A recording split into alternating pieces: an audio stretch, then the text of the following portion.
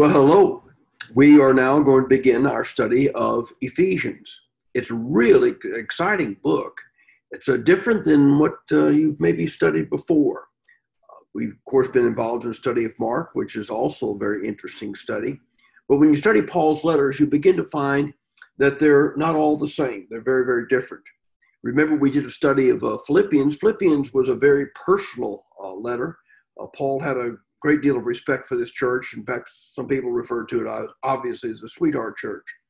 The study of Ephesians is going to be a little bit different because actually it wasn't written just to the church at Ephesus, but probably churches up and down the Lycus Valley.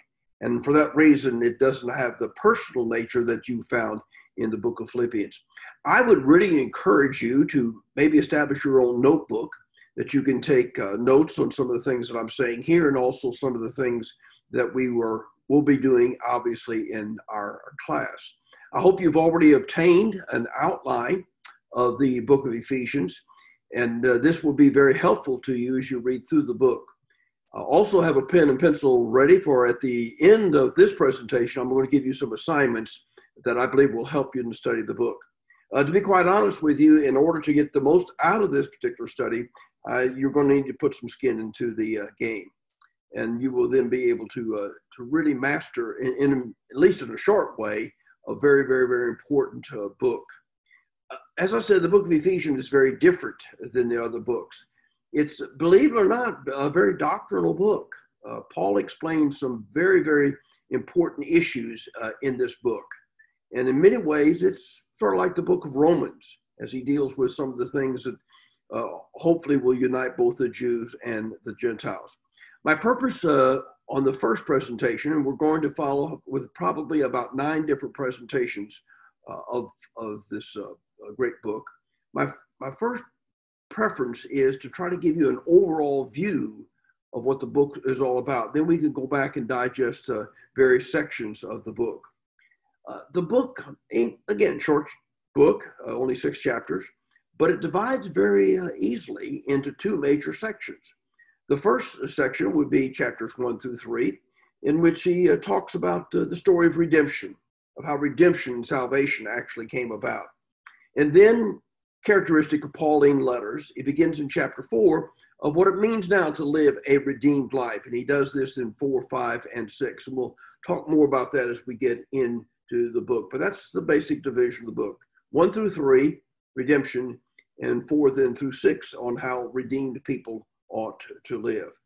So let's begin by just sort of surveying through the book and what's going on and what's taking place. Turn now to the book of Ephesians.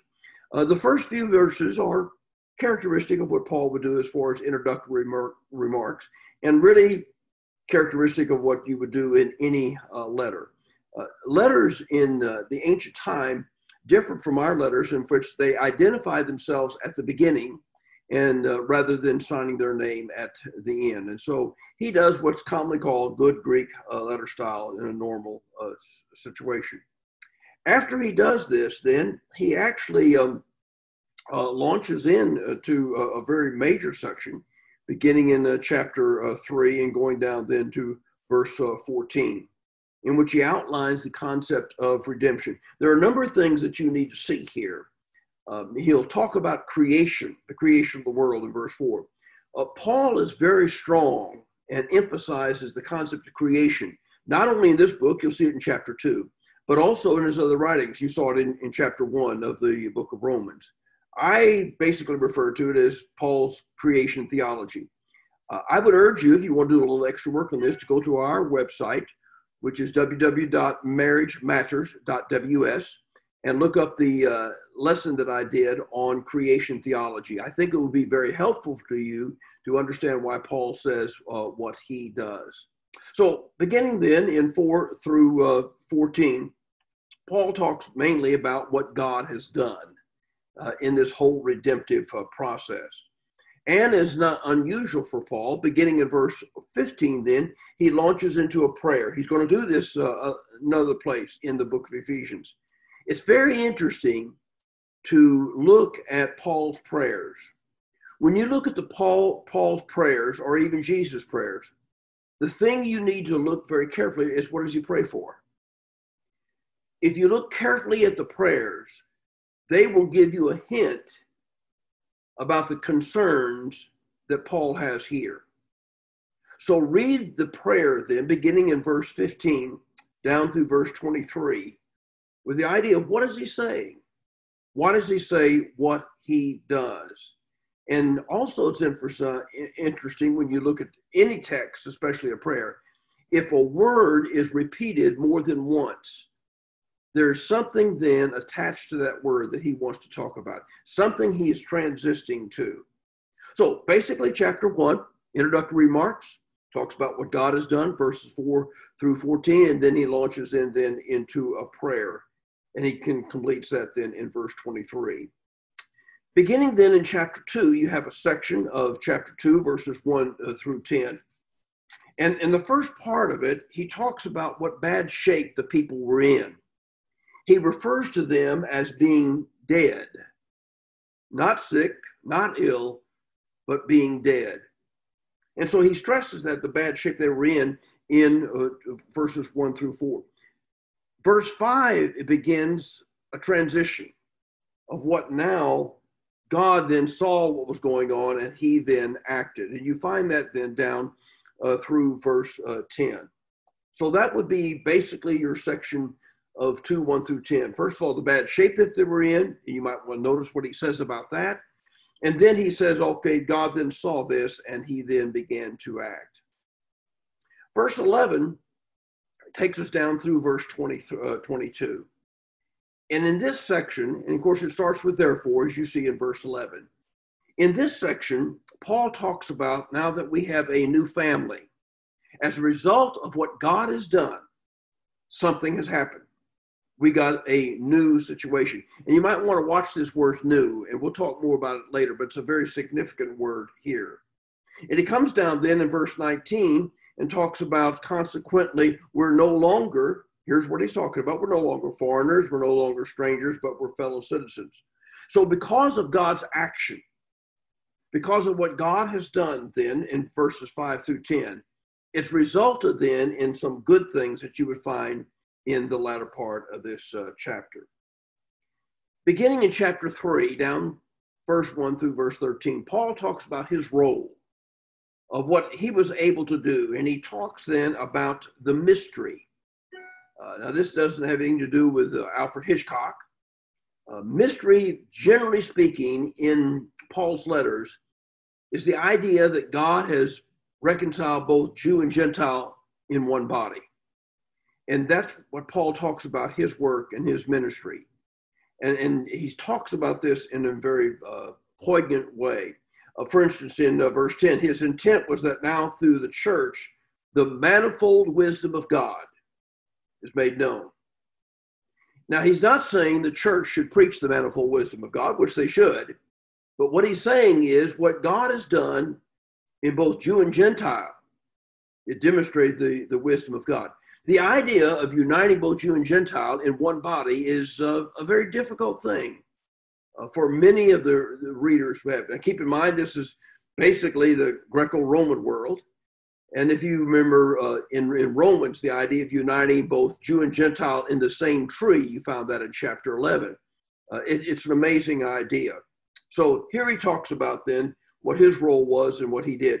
And then, characteristic of Paul then just breaks into a prayer situation beginning in verse 14. And again, I urge you, watch what Paul prays for, because that's going to indicate the interest that he has and the way that he wants to approach things. Chapter 4. Chapter 4, as I've indicated, is the beginning of the second main section. Now keep in mind, Paul is in prison. These are what we call the prison letters. And this is one of them. In other words, Paul was really quarantined, like in many ways that we are today. So he's in prison, and he uses this little term, I urge you. This word I urge is a very, very strong word in the original language. It's the Greek word parkaleo, call to one side. Some translation would say, I beseech you. In other words, this is a very strong word. He said, I want you to live a life worthy of the calling. Now, that's very characteristic of Paul. We'll not take the time, but you might want to do some study on your own. He talks about worthy of. He talks about it in 1 Thessalonians 2. He talks about it in Philippians chapter 1. And he talks about it in Colossians chapter 1. So you might want to do on your own study is, how does Paul talk about, I want you to live a life worthy of? And you'll see in all four of these places, he ends it differently. And that has some significance, and hopefully we will get to that. So beginning now in chapter 4, verse 1, all the way down to chapter 6 and verse 9, he's going to talk about how we ought to live. He emphasizes in the first 13 verses of chapter 4 the idea of unity. This is where he talks about one Lord, one faith, one baptism. Now, what he's doing there is he's showing the unity that Jew and Gentile should have. In other words, they're not two lords, they're not two bodies, they're not two faiths. And so it's very important that you see the context of unity and what he's talking about there. When you come down to the end of verse 14, he begins talking about how we ought to live the Christian life. He talks about in many ways here the things that we are not to do in the Christian life. Beginning in verse 25, then, he switches and begins to talk about how then we ought to live. The key to understanding 25 and following is actually in verse 23, when he says some things that we need to put off. He says verse 23 and 24, to be made new in the attitude of your minds, and to put on the new self created to be like God in true righteousness and holiness. See, earlier on in verse 22, he talks about some things to put off and some things to put on. Now, that's the key then to understanding beginning in verse 25. And he'll talk about some things that we need to put off and some things then that we need to put on. And so that'll take you all the way down to chapter 5 and verse 1. Beginning in 5 and verse 1 down through chapter 6 and verse 9, he addresses what's called the household codes. He talks about, or actually, but he doesn't begin this till verse 21, because he again talks about some things we need to put off and put on. But beginning in chapter 5, especially beginning in verse 21, he talks about household codes. By household codes, I mean he talks about husbands and wives. He talks about fathers and children. He talks about slaves and masters. And this is a general way for doing it. Now, what you've got to understand that Paul is dealing with a very difficult cultural situation. We'll probably have to talk more about this when we get to this section, but what Paul is saying here is very counterculture. And it actually is counter to what's called Aristotelian thought, which had been adopted as a unity effort, device, we want to call it, of the Roman Empire. And so you've got to keep that in mind as you work through this particular section. Again, we'll have more to say about that when we get to that section.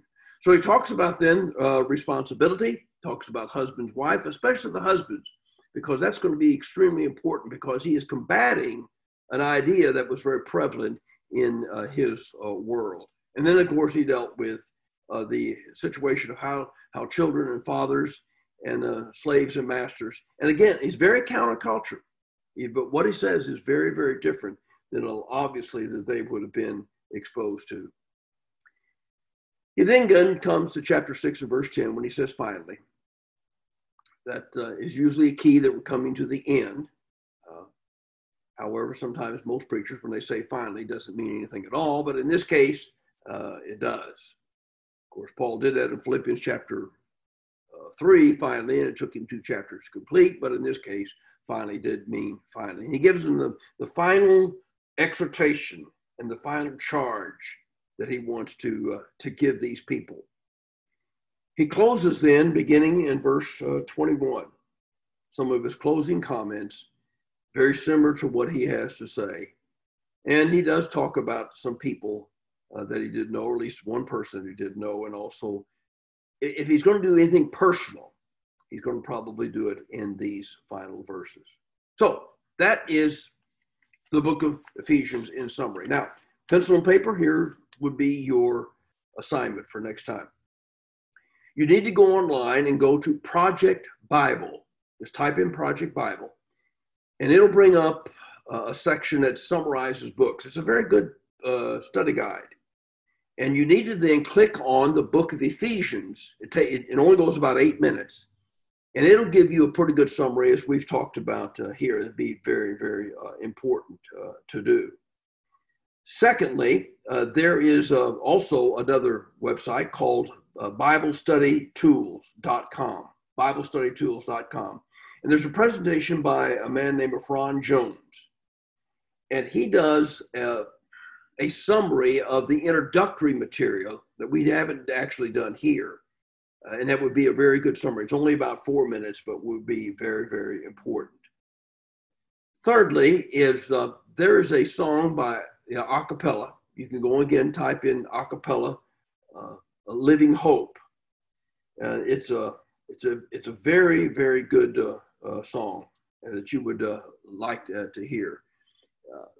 The other song that I would really like, if you've not heard the a cappella do it, is the one that Keith does with his two girls, talk about the Father's love. So if you really want to read something or hear something in far as song is concerned, that would be a very good assignment.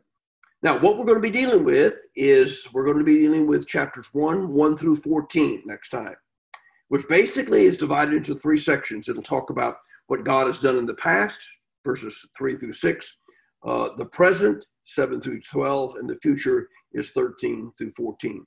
It would be very interesting for you to notice the number of times that he mentions the word or the phrase in Christ. And that would be very, very important. I would urge you then to take this outline and read the book of Ephesians in one setting. Now, you might not want to follow the outline as such, but sit down and read 6 chapters uninterrupted. And you get then a feel for what this book is all about. So those are the things that I would suggest you do in preparation for our other classes, and also hopefully they'll be helpful in our discussion. So this brings to an end our first presentation. It deals with the general nature of the book. And again, the next one, we'll look specifically at chapters 1, verse 1 through verse 14. And hopefully then you'll do a little homework and be ready to join in on the discussion. Thank you very much, and we'll see you the next time.